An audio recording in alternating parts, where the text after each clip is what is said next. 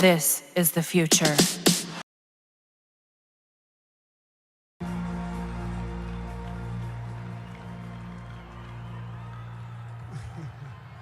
Hello, Canada. Bienvenue.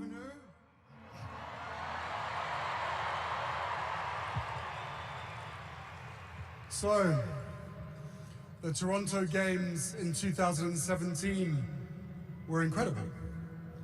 And I'm told that there is pretty much no rivalry between East and West Coast, especially when it comes to sport. So I have a question for you, Vancouver. Are you ready to show Toronto and the world how the games are done?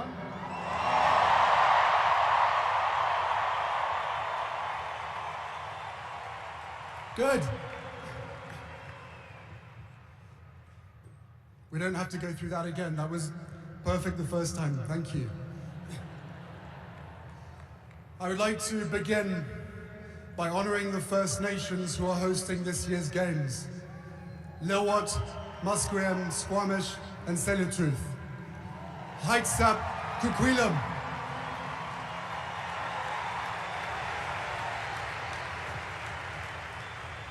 From the bid for the Games through to this week's competition, we have walked together side by side on this journey. And we are so grateful to you for having these Games on your land. Today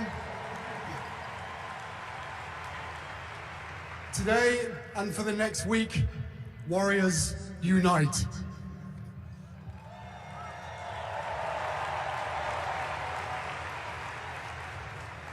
In this moment of difficulty and division in many parts of the world, we gather here in Vancouver in a spirit of unity. We represent 23 nations, speak many different languages, and reflect the full breadth of the world's religions and faiths. Beyond any differences, here at the Invictus Games, we are grounded in mutual respect, competing fiercely, but believing in one another, supporting one another, and rooting for one another.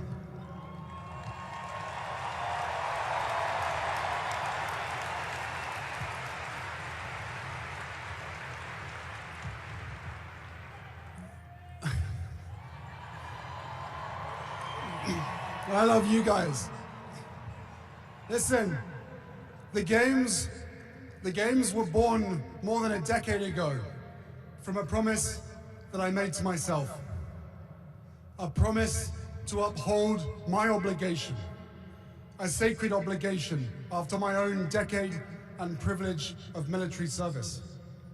To do whatever I could to help my fellow brothers and sisters heal, and to champion everything that we stand for.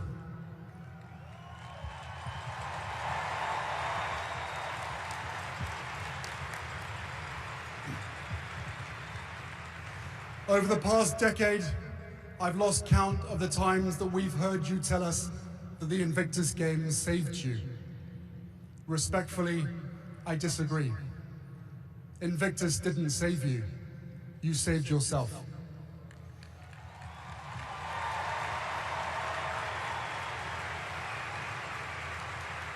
It was you who pushed through the doubt and despair. You who summited your own mountain and brought us along with you. It was you who kept going even when you didn't think you had any more to give. We didn't do that. You did.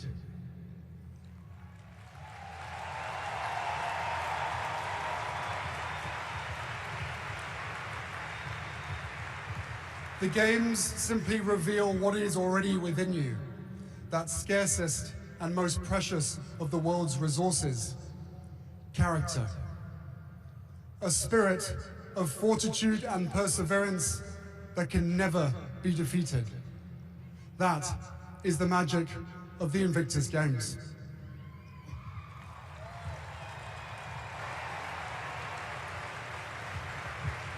For one of the most powerful ways of healing comes not from the hospital, or recovery center, but from having a sense of purpose, a sense of belonging, from being a part of something greater than ourselves.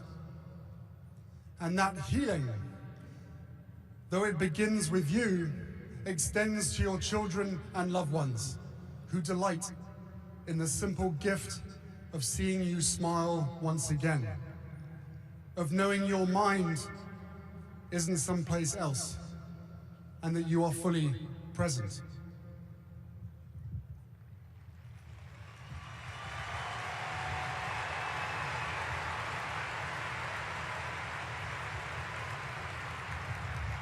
At this moment, when there is no shortage of crises, no absence of uncertainty, no lack of weak moral character in the world, the values you embody, the way you carry yourselves, not only at the Invictus Games, but each and every day, your courage, your resilience, your humanity, illuminate a path forward for us all, and for that, we thank you.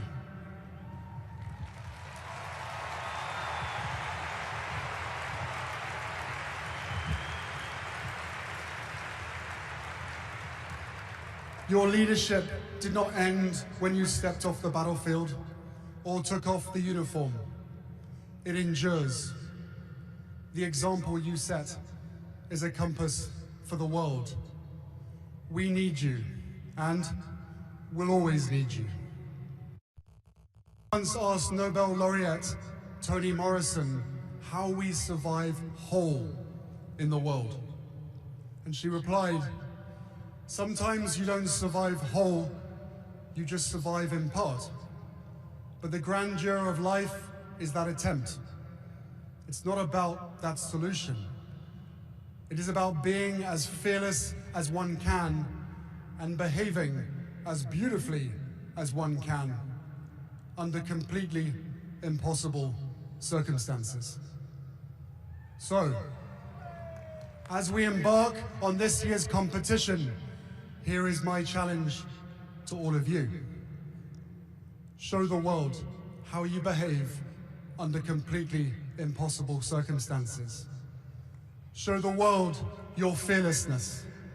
Show the world the grandeur in your attempt at victory. Show the world why you are Invictus. Thank you.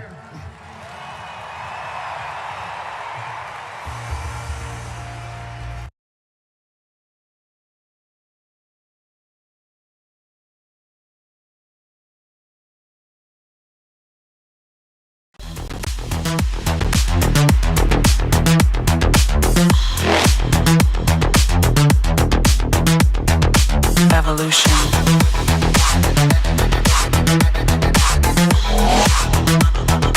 This is the future.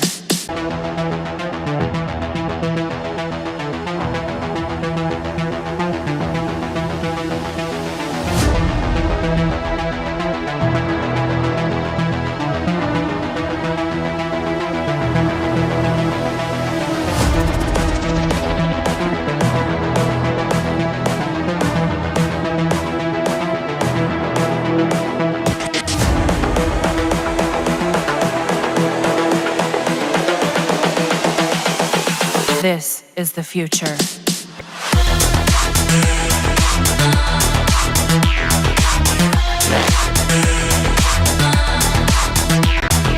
Evolution.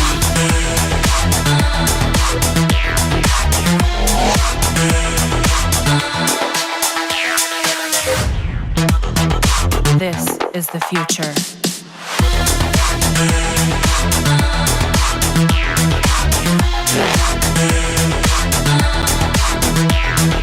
Evolution.